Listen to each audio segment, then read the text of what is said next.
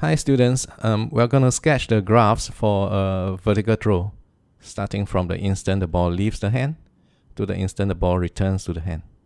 Let's start with the VT graph. It's my favorite graph out of the three.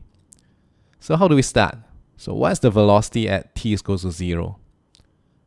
If the ball was dropped from rest, then we will have start from the origin. But this is a vertical throw. So the ball left the hand at maximum speed upward, right? So we are going to start with some initial velocity, some positive initial velocity. So what happens now? The ball is rising, and as it rises, it slows down. So it slows down, so the graph should approach the horizontal axis. Why is it a straight line? Because the acceleration is constant. It's always downward, 9.81 meter per second square. That's why it's a straight line. There's something special about this point here, right? Where v hits 0. So if velocity is 0, that means it has reached the peak of the vertical throw. What happens after that?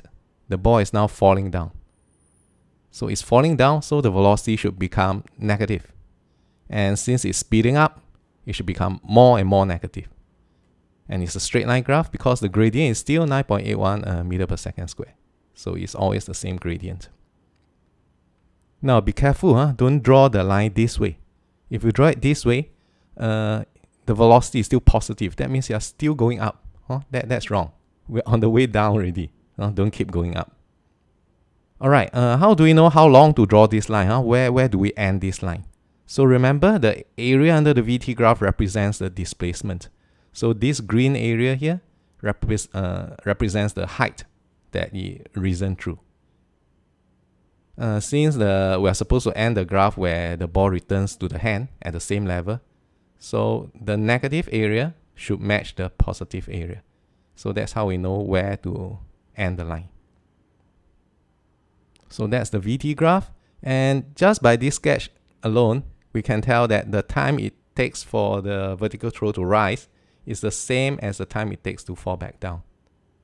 We can also tell from this graph that the speed at which it falls back to the hand is the same as the speed at which it left the hand. So we're done with the VT graph.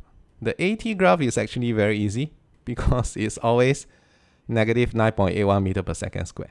Whether the ball is rising or falling, the acceleration is downward, 9.81 meter per second square.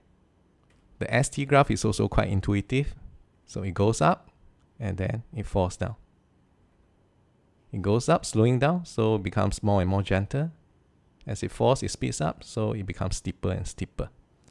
The main thing is, if you're asked to sketch this graph during exams, then make sure that your graph looks very symmetrical, so that you don't lose marks to those very niao markers.